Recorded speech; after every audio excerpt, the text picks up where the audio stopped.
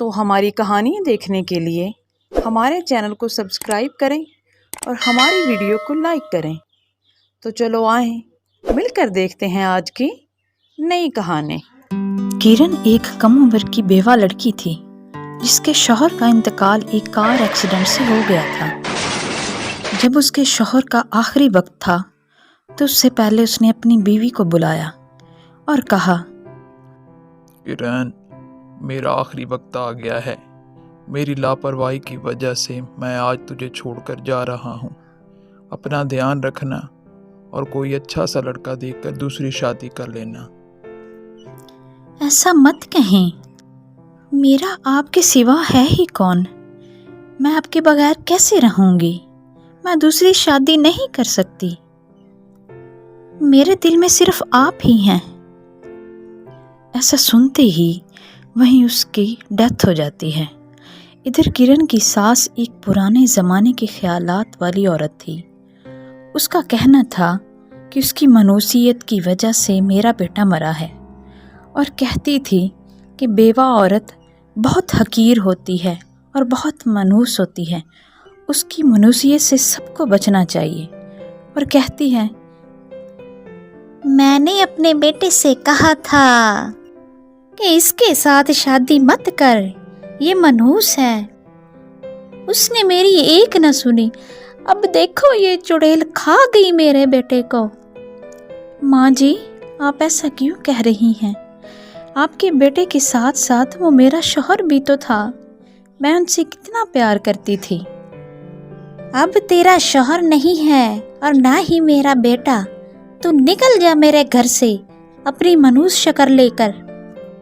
نہیں ماں جی، مجھے اس گھر سے نہ نکالیے، میں نے اپنے شوہر سے وعدہ کیا تھا کہ میں اسی گھر میں ہی رہوں گی، کبھی اس گھر کو اور آپ کو چھوڑ کر نہیں جاؤں گی۔ ان کے جانے کے بعد آپ ہی تو میرا سہارا ہیں۔ آپ تو جانتی ہیں کہ میرے آگے پیچھے کوئی نہیں ہے، مجھے کسی کونے میں جگہ دے دیجیے، مجھے اپنے سے الگ مت کیجیے۔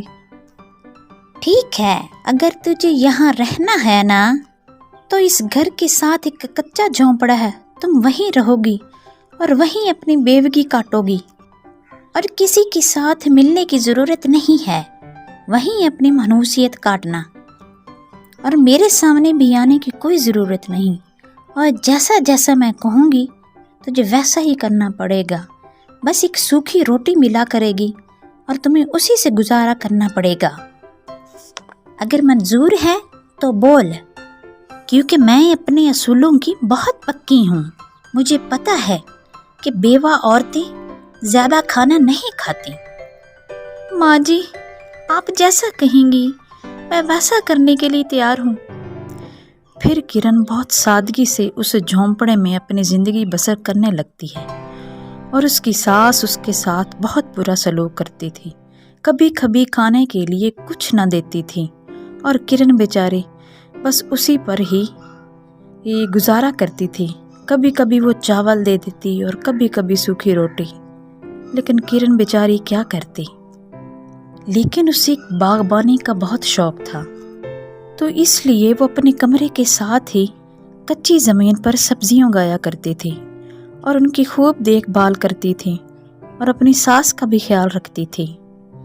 کتنی بار کہا ہے، صبح صبح میرے سامنے مت آیا کرو، تیرا چہرہ دیکھ کر مجھے اپنے بیٹی کی مری ہوئی شکل یاد آ جاتی ہے، اور تیرا چہرہ تو ویسے ہی اتنا منحوس ہے۔ اسی چہرے پر فدا ہو کر میرا بیٹا مجھے چھوڑ کر چلا گیا۔ ماں جی، میں تو بس آپ کو یہ دودھ دینے آئی تھی، آگے سے میں دھیان رکھوں گی کہ میں آپ کے سامنے نہ آیا کروں۔